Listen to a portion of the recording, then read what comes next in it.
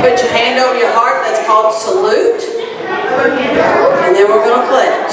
I pledge allegiance to the flag of the United States of America and to the republic for which it stands, one nation, under God, indivisible, liberty and justice for all. All right.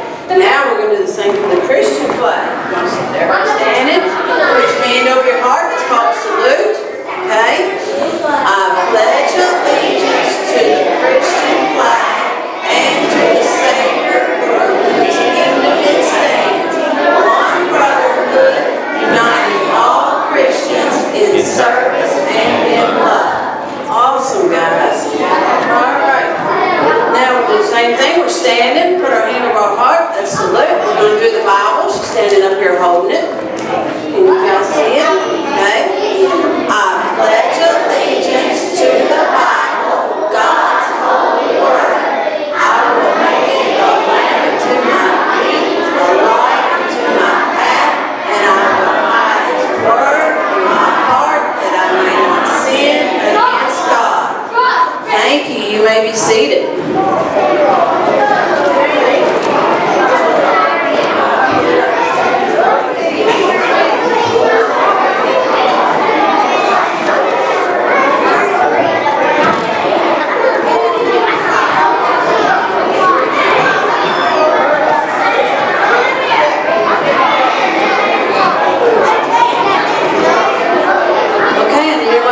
Please. Is everybody listening? If you're talking, it means you're not listening. Okay, today our play is about Abraham and Sarah and Isaac. Is everybody listening? Okay. God is a covenant-making God. After the great flood, which we've seen, remember? God made a covenant. That is what agreement. He makes an agreement and a covenant. That's the same thing. With Noah and his family and all the living creatures. God promised to never flood the entire earth. Remember the rainbow? Okay. So years passed, many years passed, and Noah's family grew. And his son Shem had a family. And Shem's seventh greatest grandson was named Abram. And Abram traveled toward the land of Canaan with his wife Sarah and the rest of his family. So not only did you have Noah, but you had Noah's son Shem, and then he had children, and they had children, and that had children, and finally we come to Abram. When Abram was 75 years old, God spoke to him. God called Abram to leave behind his family and his lands to go to a place where he would show him. Abram and his wife left with their people. God made a covenant with Adam. Remember, that's an agreement, promising to bless all the world through one of his descendants. Let's see what happens.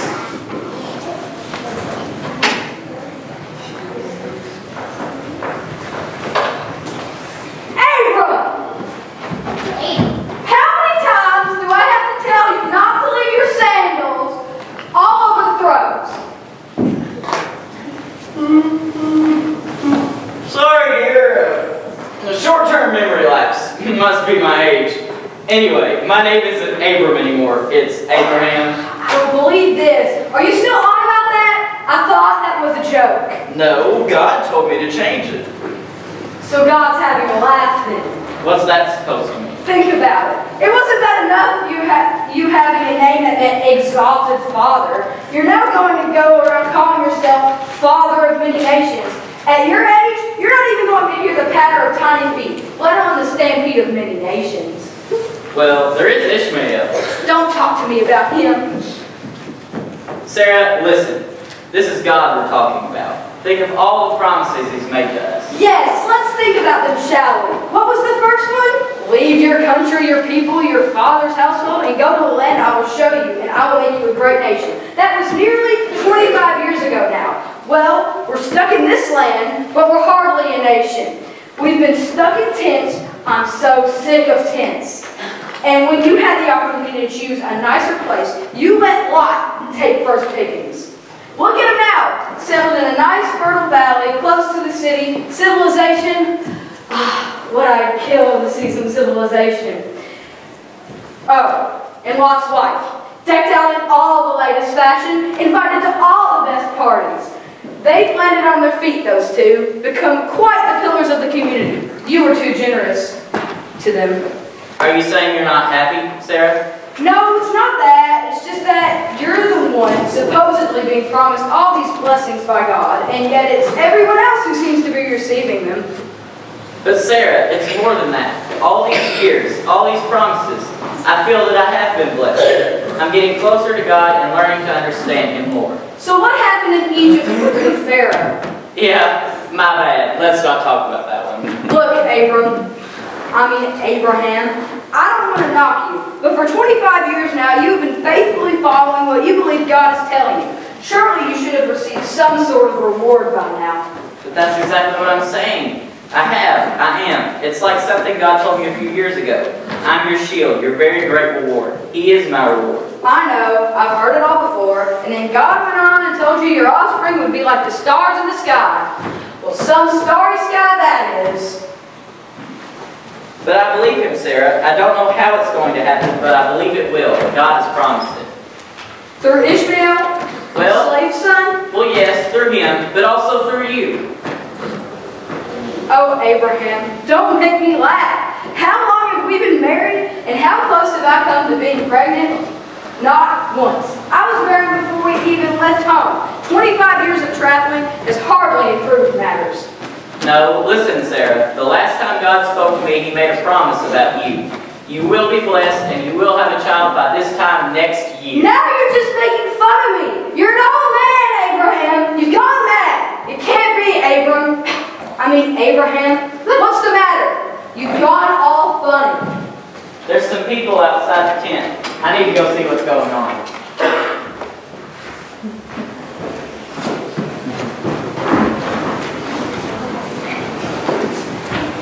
My Lord, if I have found favor in your sight, please do not pass your servant by. Please let me give you some water and wash your feet. Sit down and rest, and I'll bring you some bread to eat. And after you've rested a while, you may go on since you have visited your servant. So do as you have said.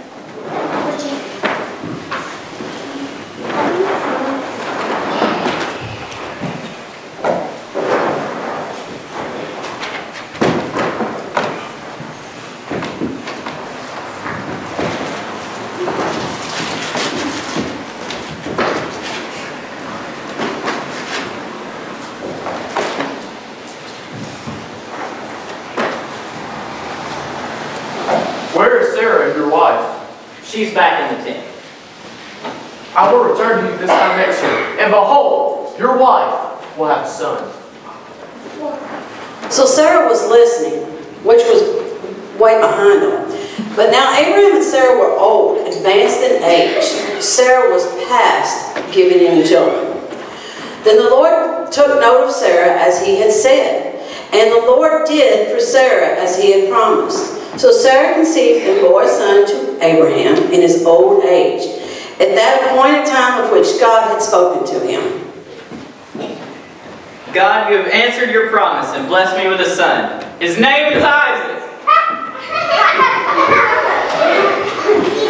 All right. So Isaac grew to a strong young man as promised. Then God appeared.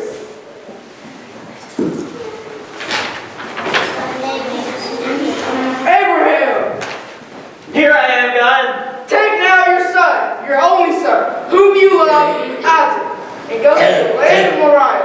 Offer him as a burnt offering on one of the mountains of which I tell you to. So Abraham rose early in the morning, and he saddled his donkey.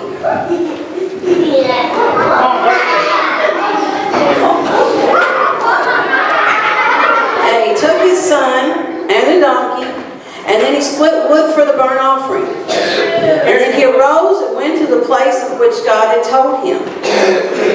Help myself. You have a longer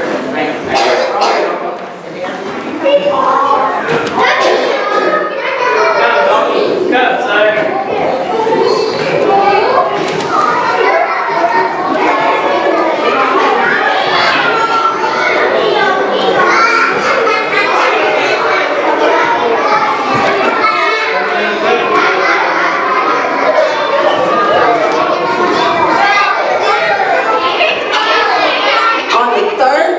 Abraham raised his eyes and saw the place from a distance.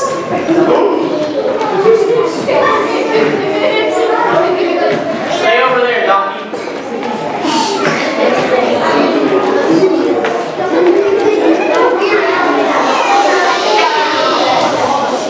My father, Yes, my son. behold, the fire and the wood, but where's the offering for the burnt offering? God will provide the land for the offering, my son. Abraham took the wood of the burnt offering and laid it on Isaac his son, and he took in his hand the fire and the knife.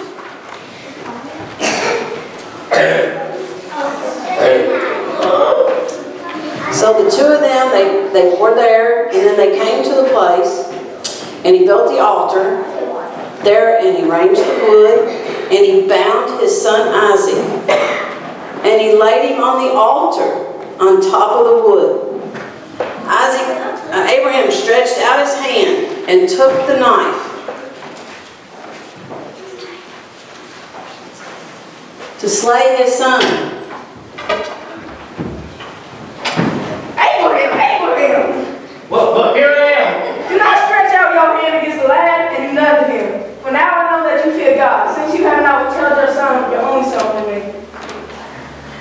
Then Abraham raised his eyes and looked, and behold, behind him a ram caught in the thicket by his horns. And Abraham went and took the ram and untied Isaac.